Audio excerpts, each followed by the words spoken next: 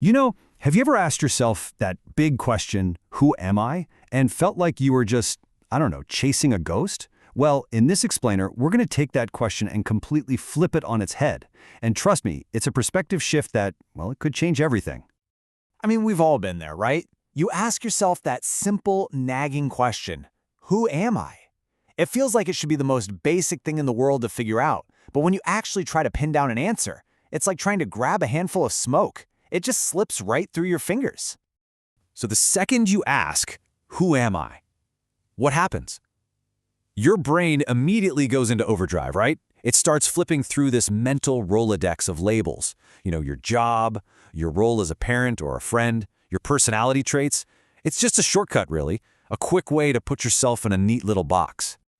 And really, that's all these labels are. They're like costumes we put on every single day. And look, they're useful. They help us navigate the world for sure. But here's the thing, they're not the real you. They're just the roles we play. And the danger is, if we're not careful, we can get so used to the costume that we forget who we actually are underneath it all. Okay, so here's a thought. What if we've been asking the wrong question this whole time? What if instead of asking, who am I, we started asking, why am I? Now this is where things start to get really, really interesting. See, who am I is a question that's just begging for a description, for a label to slap on. But why am I? Oh, that's a whole different ballgame. It's not asking what you are, it's touching on the fact that you are. It's about the pure, simple, undeniable fact of your existence, period. And this I am, it's that quiet observer that's always there, deep inside you. You know the one. It's the part of you that exists before a thought pops into your head, before you feel an emotion, before you do a single thing. This isn't about ego, not at all. It's just that fundamental presence of being, the simple, undeniable awareness that you exist. And here's what's so cool about this. This isn't some new age idea we just cooked up. This feeling of being connected to something much, much bigger. Well, it's been a cornerstone of spiritual traditions all over the world for literally thousands of years. It's this incredible idea that you're not just some random speck floating in the void. No, you're a thread woven into a vast, intricate cosmic tapestry. Take Hinduism, for example. There's this profound phrase, Tvam, which basically means you are that. And what it's saying is that your individual consciousness, your personal I am, isn't just a part of the universe, it is the universe. Think about it like this. A single wave on the surface seems separate, right? But it's not. It's still the ocean.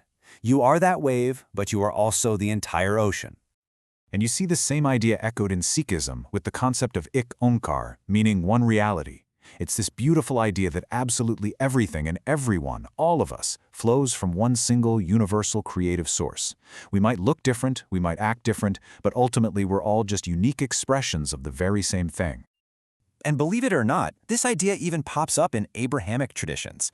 Think about the book of Exodus. When Moses asks God for a name, what's the answer he gets? I am that I am. The ultimate being isn't defined by a name, a who. It's defined as a statement of pure existence itself. It's not a person, it's a presence. Okay, so this is all pretty mind-blowing cosmic stuff, right? But the big question is, how do we bring this down to earth? How do we actually live this? How do we take this grand idea and make a real, tangible part of our day-to-day lives?